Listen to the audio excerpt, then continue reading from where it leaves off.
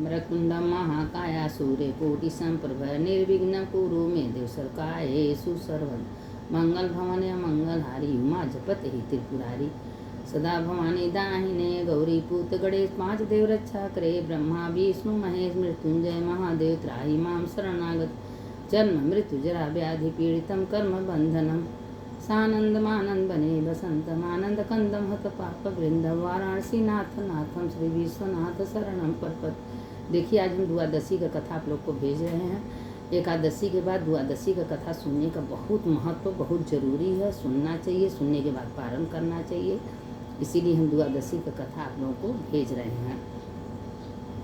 अब आज हमेशा दिन भर रात भर राम रामेति रमे रामे मनोरमे सहस्रनाम तत्तुल्यम राम नाम भराने यह मंत्र बोलिए। मंत्र बोलते ही उसके बाद दिन भर व्यतीत करिए। रात को हो सके तो जागरण करिए, नहीं हो सके तो भगवान का भागवत गीता कथा सुनते रहिए।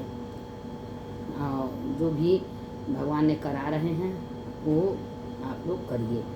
ओम कृष्णाय वासुदेवाय हरे परमात्मा प्रणत केशनाशाय गोविंदाय नमो नमः। अब देखिए कि हम आप लोगों को द्वादशी का कथा भेज रहे हैं कि द्वादशी ये हर्षैनी एकादशी के उपरांत जो द्वादशी है ये मन खाली विष्णु भगवान सोने गए हैं तो उसमें ब्रह्मा विष्णु और महेश सब विष्णु भगवान के पास गए और उसमें से नारद जी बीणा बजाते बजाते आए, नारायण नारायण करते।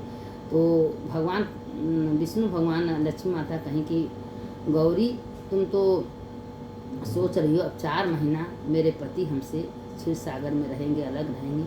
कहें कोई बात नहीं है, 4 महीने में विष्णु भगवान कहें कि हम तो क्षीर सागर में जा रहे हैं और अपना कार्यभार महादेव को दिए हैं। तो ये व्रत का पुण्य है, जो द्वादशी का पुण्य है, जो तुलसी का पूजन है, वो महादेव देखभाल करेंगे। तो विष्णु भगवान महादेव से कहे महादेव पूरी जिम्मेदारी हम आपको सौंप को जा रहे हैं। जो भी व्रत करता है, जप करता है, पूजा करता है उसका फल आपको देना पड़ेगा। आप जाके सारे भक्तों को देना। और लेकिन हाँ इतना कह दे रहे हैं कि गौरी शंकर जब हम क्षीर सागर में रहते हैं तो मेरे भक्त जो 4 महीना है इतना तपस्या करते हैं, इतना तपस्या करते हैं कि तपस्या का जो आकर्षण शक्ति है मेरे पास पहुंचता है। हम सोते हुए नहीं सोते हैं और निद्रा में भी अपने भक्तों को ध्यान देते हैं कि मेरा भक्त क्या कर रहा है, कितना सत्संग कर रहा है, कितना मेरे नाम से पूजन कर रहा है, मेरा कितना नाम ले रहा है, कितना भागवत सुन रहा है, तब भी वो आकर्षण शक्ति मेरे पास जाता है। तो भोलेनाथ से कहें कि भले मेरा आँख मुना रहता, अंदर आत्मा सब कुछ देखता है। तो कहें कि ठीक है, तो कहें इसीलिए हम महादेव को सौंप दें। जो महादेव हैं वही विष्णु हैं, जो विष्णु वही महादेव हैं। तो विष्णु महादेव कहें ठीक है प्रभु आप जाइए, हम हैं ना देखभाल करने के लिए, हम भक्तों का ध्यान देंगे।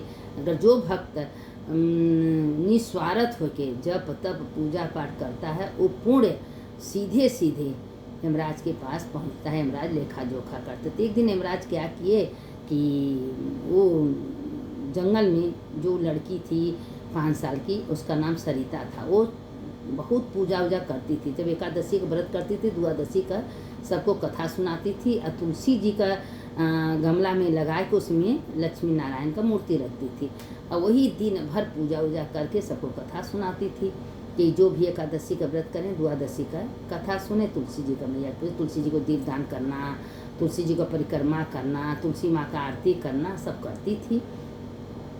तो पूरा हल्ला हो गया गांव में। अब धीरे धीरे धीरे धीरे वो लड़की का चर्चा होने लगा। सारे लोग उसके पास आके कथा कहानी सुनते थे। उसका नियम बन गया था कि जब तक वो तुलसी जी का कहानी नहीं सुन लेती थी, तुलसी जी का पूजा नहीं करती, तब तक वो पानी नहीं पीती थी।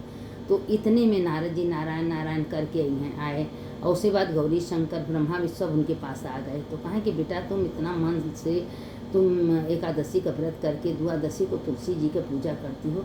कहें महादेव हम तुलसी जी का पूजा तो रोज़ करते हैं, तुलसी जी में एकादशी को खाली जल नहीं देते हैं, लेकिन दीप दान करते हैं, परिक्रमा करते हैं, तुलसी जी को रख के अपना जप पूजा करते हैं। तो निस्वार्थ होकर तुम करती हो बेटा, इसका फल तो तुमको मिलेगा। कहें देखिए हम कोई फल के लिए नहीं करते हैं, हम अपन जो भगवान ने हमसे कराते हैं हम करते हैं। तो कहें बेटा ठीक है, तुम इसी तरह अगर करती रहोगी तो एक दिन विष्णु लोक में तुम जाओगी। तो कहें ठीक है, जो विष्णु लोक मिले या शिव लोक मिले हमें उससे कोई फर्क नहीं पड़ता, लेकिन जो हमारे अंदर महादेव बैठ के हमसे कराते हैं, हम वही करते हैं। अब वो महादेव बड़े खुश हो गए, ये लड़की तो अपने पर कुछ कर ही नहीं रही है, कर रही है निस्वार्थ करते हैं। तो अब द्वादशी आता था तो कथा सुनती थी, सबको सुनाती थी, और सुनने के बाद समय से देखिए पारण नहीं होता है। इसमें अमरीश की कथा आप लोग को पता है कि अमरीश खाली गंगा जल तुलसी ले रहे थे कि पारण का समय ना निकले। उसमें दुर्वासा ऋषि वहाँ क्रोधित हो गए, लेकिन चक्र क्या किया है कि अंत में उनके भक्तों से माफ़ी मांग। तो भगवान भक्त के अधीन रहते हैं। अगर आप भगवान के निमित्त कोई कार्य कर रही हैं तो व्यर्थ जाने वाला नहीं है। तो वो अपना क्या हुआ कि अब अपना तुलसी जी का कथा पूछना, ब्रह्मा विष्णु नारद लक्ष्मी न सब आ गया, सब आए कि सूक्ष्म रूप में किनारे किनारे, उसको पता भी नहीं था। इसे कहते हैं कि किस रूप में भगवान मेरा साथ देते हैं, भगवान हमसे अच्छे कर्म कराते हैं, हमको कोई मुसीबत में फंसते हैं तो भगवान वो मुसीबत से दूर करते हैं, यह हमको खुद नहीं पता चले। क्योंकि हर इंसान के अंदर भगवान का वास होता है। एक चूटा के अंदर भी उतने बड़ा आत्मा है, एक हाथी के अंदर उतने बड़ा एक इंसान। देखिए हमारे कर्मानुसार हमको शरीर मिलता है, क्योंकि 84 लाख के बाद ये मानुष तन आते। मानुष तन आप लोग व्यर्थ मत गवाइए, इसका सदुपयोग करिए। सत्संग से, कथा से, व्रत से, पूजन से, शिव मंदिर जाना व्यर्थ नहीं है। निस्वार्थ करिए कि नहीं, सावन महीना आ रहा है, रोज़ शिव जी जाइए, बेलपत्र चढ़ाइए, पूजा करिए। बेल पेज के नीचे तो एक माला 1 लाख के बराबर है। क्या 1 लाख जब हम लोग कर सकते, एक माला 1 लाख हो गई। मृत्युंजय का जप कर लीजिए, 1 लाख हो गया। ये सब कहीं व्यर्थ जाने वाला नहीं है। हाँ, लेकिन यह है कि बस भगवान को अर्पण कर दीजिए। नहीं कुछ आता है, मंत्रहीन, क्रियाहीन, भक्तहीन, शिवार्पण, भगवान को अर्पण कर। प्रभु आप ये अंदर बैठे हो, आप ही करने वाले हो, कराने वाले, लेकिन ये शरीर को व्यर्थ मत जाने दीजिए, इस शरीर को चलाते रहिए।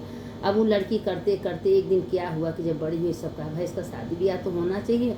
तो महादेव कहेंगे बेटा अगर तुमको शादी करना है तो बताओ, तुम्हारे लिए हम महादेव अपने रूप को बदल के बोले तो कहे नहीं हमको शादी नहीं करना, हमको जीवन भर भगवान में लीन रहना है, और इसी तरह हम पूजा पाठ व्रत करेंगे, हम कभी शादी नहीं करेंगे। तो महादेव कहें कि गौरा पार्वती से महादेव ताकने लगे, कहें भाई ठीक है जैसी तुम्हारी इच्छा। अब पूरा जीवन वो भगवान को दे दी। एकादशी का व्रत करती थी, द्वादशी को कथा सुनती थी, तुलसी जी का पूजन करती थी। देखिए तुलसी अगर आपके घर में मुरझा जाए, सूख जाए, तो ये सोच लीजिए कि आपके घर में निगेटिव है। निगेटिव ऊर्जा जब आता है ना तो तुलसी सूखना शुरू हो जाती है, और जब पौष्टिक है तो तुलसी हमेशा हरी भरी रहती हैं। तो इसी से पता चलता है, अगर आपके घर में तुलसी हरी भरी है, तुलसी जी को आप दीपदान कर रहे हैं, जल चढ़ा रहे हैं, तो तुलसी माता हमेशा आशीर्वाद देती हैं। और जो भी तुलसी जी का पूजन कर, तुलसी से गंगा में ब्रह्मा विष्णु महेश 33 कोटि देवी देवता, गंगा में आप स्नान कर लीजिए, गंगा का पूजन कर लीजिए, 33 कोटि देवी देवता का पूजन हो गया। इसीलिए तुलसी माता का अगर आप पूजन कर रही हैं तो गंगा से तुलसी कम नहीं है। तो तुलसी जी का भी सारे देवी देवता उसमें वास करते हैं। मूले ब्रह्मा, तने विष्णु, शाखा नाम महेश्वर, पात पात देवा नाम वृक्ष राजा, नमस्तुते। 33 कोटि देवी देवता तुलसी में वास करते, इसलिए तुलसी का पूजन का बहुत महिमा। लोग कहते हैं तुलसी का मट्टी लाल कपड़े में अपने रसोई में रख लीजिए, भगवान तुरंत भोग लगा लेंगे। ये सब थोड़ा सा काम है, लेकिन बहुत इसका महत्व है, बहुत फल है। हम तो कथा अगर पूरा विस्तार से कहने लगे तो 2-2, 3-3 घंटा बीत जाएगा, कथा अंत नहीं है।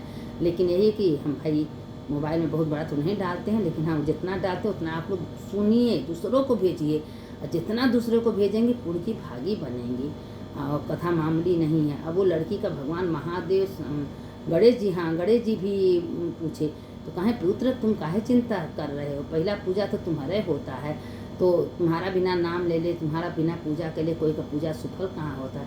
तो गणेश जी भी आ गए रिद्धि सिद्धि को साथ लेके। अब बताइए इतनी तुलसी का महिमा है। अगर हम तुलसी जी का पूजा कर रहे हैं, दीप दान कर रहे हैं, तो सब देवता देवी अपने आप आ जाते हैं, बुलाने की जरूरत नहीं होता। बस निस्वार्थ, कोई लालच नहीं, बस हे भगवान आपने करा रहे हैं, हम कर रहे हैं। अब कोई मांगा, कोई भगवान कहते हैं आप हनुमान जी का है, 33 कोटि देवी देवता है, आप शंकर जी के पास, शंकर जी तो मेरा सुनते नहीं है, विष्णु भगवान के पास, विष्णु भगवान तो मेरा सुनते नहीं, कृष्ण भगवान के, राधा के पास, ऐसे ऐसे अलग नहीं, एक भगवान को पकड़िए और निस्वार्थ होके उनका पूजा जप करिए। देखिए कि अब अंतरात्मा आपको धीरे धीरे शुद्ध होगा। अब महादेव किस रूप में आपको साथ देंगे कोई नहीं जानता। तो इसलिए द्वादशी की कथा सुनने का मतलब यही है कि तुलसी जी का पूजा का, तुलसी जी का विधान बहुत है, इसीलिए तुलसी जी का पूजन, जल, दीपदान जरूर करना चाहिए। जल एकादशी को नहीं देना चाहिए, लेकिन द्वादशी को जल देना चाहिए। दीपदान भी करना चाहिए संध्या सवेरे। जो करता है उसके घर में सुख शांति समृद्धि रहता है। सुनने वाले की जय, सुनाने वाले की जय। राम रामेति रामेति रमे रामे मनोरमे सहस्रनाम तत्तुल्यं राम नाम वरानने अच्युतं केशवं राम नारायणं कृष्ण दामोदरं वासुदेवं हरि श्रीधरं माधवं गोपिका वल्लभं जानकी नायकं रामचंद्रम। सुनने वाले की जय, सुनाने वाले